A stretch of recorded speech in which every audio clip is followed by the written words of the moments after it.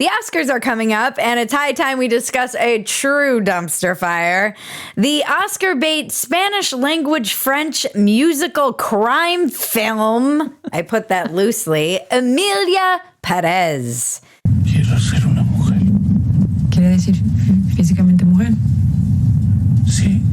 Today we will cover the meteoric rise and the shocking fall of this trash movie that I absolutely haven't watched. I'm Bridget Phetasy, and this is your dumpster fire! Welcome to Dumpster Fire, where we make burgers out of your sacred cows.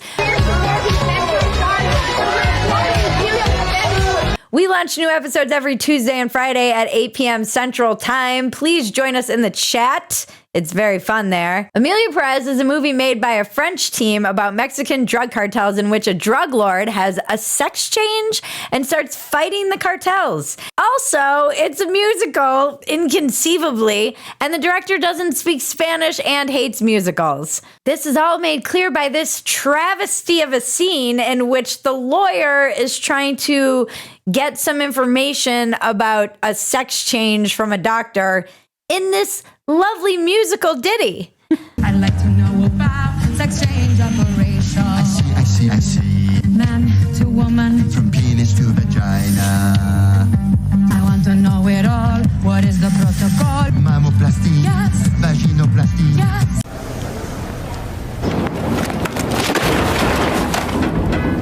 It's clear the director doesn't even know the most rudimentary Spanish because she should have been saying "sí" in that scene instead of yes, vaginoplasty, sí.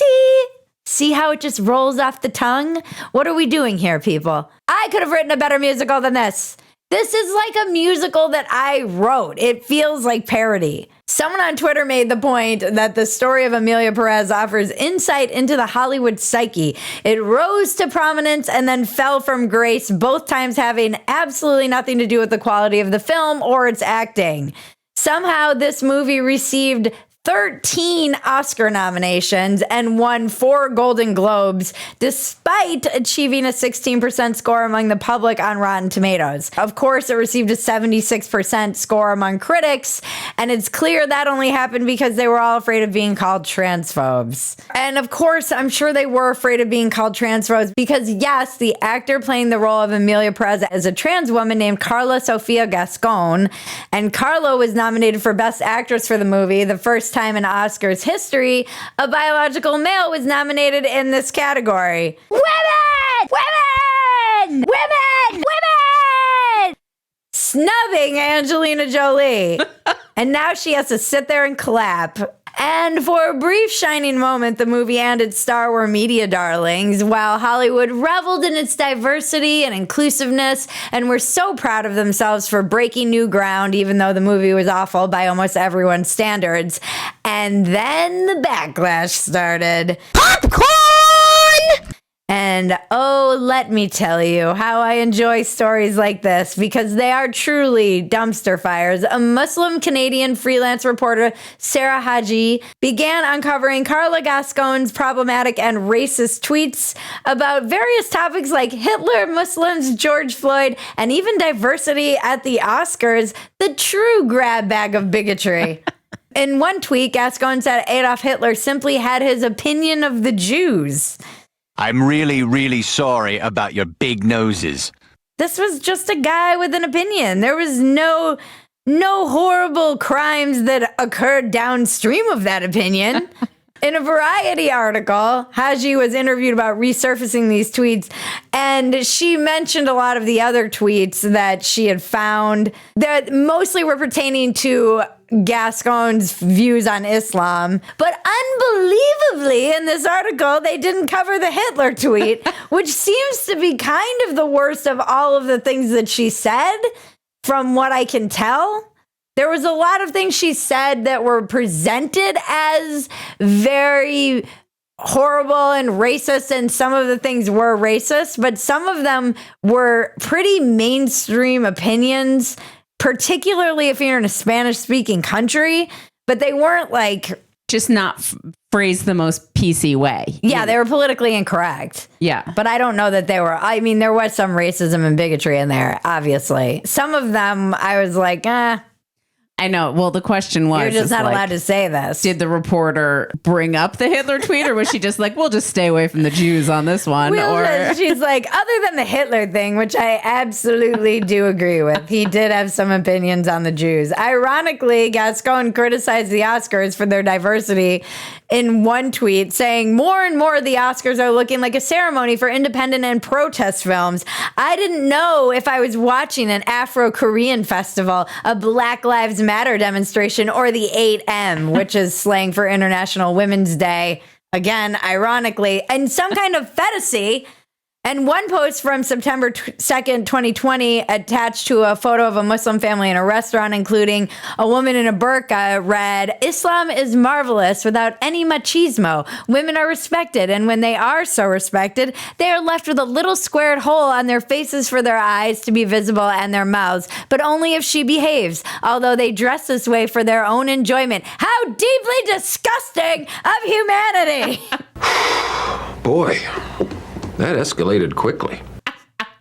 That was another one that was resurfaced. I love how they talk. We've always talked about this, like, oh, it was resurfaced like a dead body in a lake. Like, no, someone went digging for these things and found them just because of their journalistic curiosity.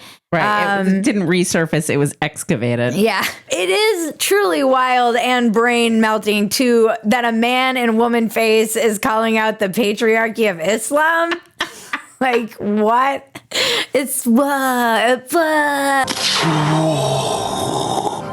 Carla Sofia Gascon finally had a moment of truly feeling like a woman. She spoke out against Islam's oppression of women and was immediately canceled.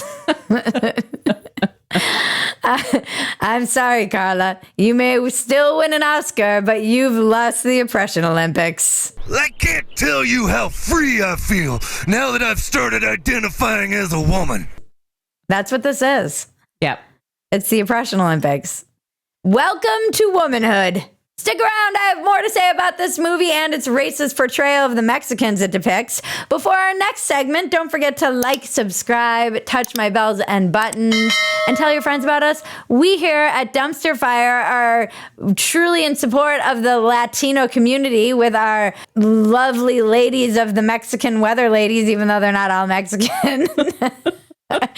Please help us get to 100,000 subscribers on YouTube. And you guys have spoken. When we hit 100,000, I will do my own Mexican weather report in Espanol. You have to stick around through the ad to see the weather report, guys. Sorry, them's the rules. If you have not undergone a vaginoplasty, you should be wearing sheath underwear.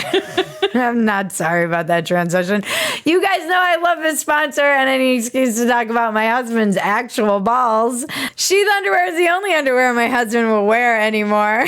Their patented dual pouch system is revolutionary as it cradles your balls lovingly, of course, and gently in their own pouch. And then there's a separate pouch for the genitalia with a little hole to poke, or a large hole for your large manhood to poke through when it's large and in charge. You're going off the rails here. It keeps everything separate from the legs so you're nice and comfortable and nothing is sticking together when you're on a plane. They can be worn as boxers or briefs. Sheath underwear, the underwear of legends. Go to sheath.com and use the promo code DUMPSTER to get 20% off your next order. That is sheath.com, promo code DUMPSTER to get 20% off. The link is in the description below. Now let's check the weather with Norma Garcia. En Estados Unidos avanza por el noreste, próximamente algunas precipitaciones también en el oriente y centro del país, así que tomándolo en consideración, ya veremos algunos efectos durante el día de hoy. 10 grados tempranito, se mantiene fresco durante la mañana y por la tarde 25 grados. Gracias, Norma. Norma is a new addition to our rotation. Ooh, I thought so. I didn't recognize that name. The craziest thing about the Emilia Pérez story is that it's a movie based in Mexico that was written and directed by a Frenchman, Jacques Audiard, who does not speak Spanish, shot the movie in France, and did not use any Mexican actors as the leads. I'll tell you one thing. Those people are brave and deserve every ounce of our respect. It also glorified the rehabilitation of a cartel boss with basically no understanding of how Latinos view cartels.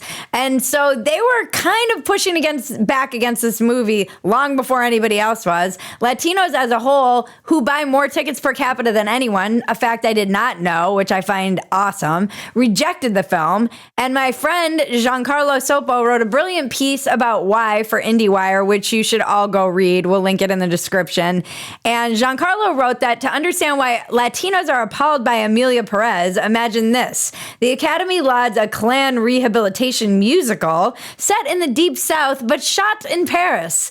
Its non-American cast speaks in British and Aussie accents, and the few black actors are largely relegated to extras. I can't imagine why the Hispanic community would be offended by this representation with lyrics like this from the song Papa, performed by Emilia Pérez's daughter.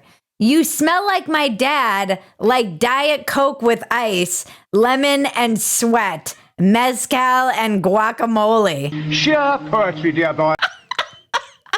You smell like my dad, sweat and lemon and Diet Coke and guacamole. Yeah, you might as well have been like, and roofing materials. Like, what are you doing? I don't understand. The fucking thing, too, is that once it was selected as France's official submission to the Oscars, the decision was made to delay the Latin American theatrical release until after the Oscar nominations were locked because it appeared Netflix knew it would receive pushback once the Latinos saw it, because there was already so much buzz in that community about how racist and ridiculous it was. The Spanish is mangled and inauthentic, and many of the phrases and expressions used by the actors and written in the songs do not actually exist in Spanish. And the director is even quoted as saying, Spanish is the language of modest countries, of developing countries, of the poor and the migrants. The Spanish is the language of the poors. That's basically what he said. Giancarlo asked the legitimate questions. How did a movie that butchers one of the world's most widely spoken languages qualify for international and screenplay awards?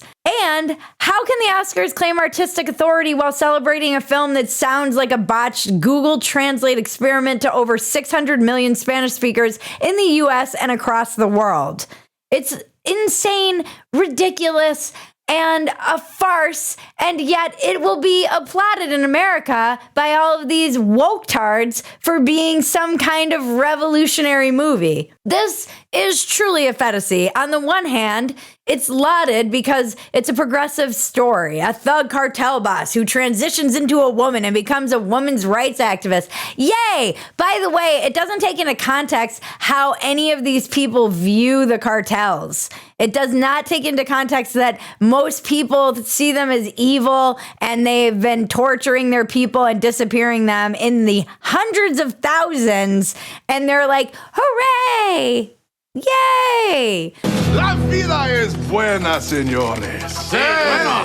Look how enlightened and brave we are. On the other hand, it's basically an incredibly racist depiction of Mexico and Mexican culture around a topic that was not well researched and based on a lot of stereotypes. Taco, don't think just because I got a lot of money, I'll give you taco flavored kisses, honey. The director admitted he didn't do a lot of research into Mexico. No one cares about Mexicans. It's so crazy. The Latino community gets so, again, in the oppression Olympics, nobody ever really factors Latinos in. And if they don't vote the way they want them to, they call them white supremacists. And when they do, they're like, oh, the poor migrants. Like, these are working class, second, third generation Americans with a Spanish speaking background, heritage. But even Giancarlo is saying to me, it's not like they want to only consume all perfect Spanish speaking content, but they don't want it butchered. Like, they know what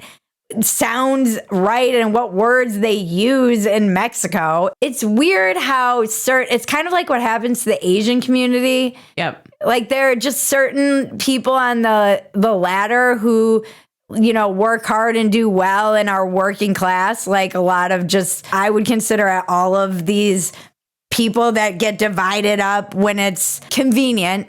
Yeah, they get divided up when it's convenient, but it's really just lots of working class Americans. And it's strange how certain groups get kind of just ignored. But even LGBT groups are critical of the movie, saying it's a, quote, step backward for trans representation, and the film recycles the trans stereotypes, tropes, and cliches of the not-so-distant past. And then in the wake of the Trump, I wonder when they voted. January 8th. It was set to close January 12th. So done in January. So it was after he won. Yeah. Yeah. So then this is why people were saying this is a protest to Trump. That does kind of explain why I got 13 nominations. Of course. Like a trans woman is at the center of this movie about transitioning. A nomination. With these attacks on the trans community. And there's Spanish. Yeah. It's like a rehabbed cartel boss. I'm all in. We've got, yeah, exactly. We care about the Spanish community of people who are being deported and the trans people. Like, it's got Spanish people and trans stamp. And it's a musical to boot. And it's a musical. We're giving it all the nominations. Yeah, people on the left were like, this is going to be the protest to Trump. You'll see this will win and everybody will lose their minds. And you idiots, you absolute fools. This is how you got Trump again. You crazy son of a bitch, you did. This is how you got Trump 2, the sequel. You understand sequels, right? This is how that happened. Emilia Pérez will probably get a sequel. Emilia 2. The detransitioning. If you love Dumpster Fire, the best thing you can do is become a supporter at Phetasy.com. You get the unedited version of this Dumpster Fire, and we leave a lot of inappropriate things on the cutting room floor. This week is no exception to that rule. You also get access to everything else we're doing, and it's a lot. Join us right here on YouTube every Tuesday and Friday night at 8 p.m. Central Time for a new Dumpster Fire. We do a live chat, which is always hilarious. You guys inform us of what we should cover and make jokes that we wish we'd made. And also, I just love seeing you and hearing from you. We moved Walk-Ins Welcome off this YouTube channel, so please, everyone, go subscribe to our new YouTube channel, Walk-Ins Welcome with Bridget Phetasy. There's a link in the description. We had Kat D on this week, our internet historian. I love her. She's fascinating and brilliant. Go check it out. Thank you to everyone who helps make Dumpster Fire possible. Thank you to Sheath for sponsoring today's episode and just loving us forever. Thank you to our audience, subscribers, supporters. We love you. And thank you, Maggie. Thank you, Bridget. We can't do any of this without Maggie. And now to cleanse your palate, the internet is glorious. Oh. Yeah, here's a little song for you. No. They them energy. They them energy. They them energy. They them energy. Remember, life is very absurd. Don't take yourself so damn seriously. Take the work seriously. Don't take yourself seriously. It's no fun. This has been your Dumpster Fire. I'm Bridget Phetasy. Now make me rich! I was going to say so I could get a vaginoplasty. Just kidding. I want none of that shit. So we can make our own musical. Oh, yeah. So we can make Civil War II, the musical. And the unicorns dance while the world burns, world burns.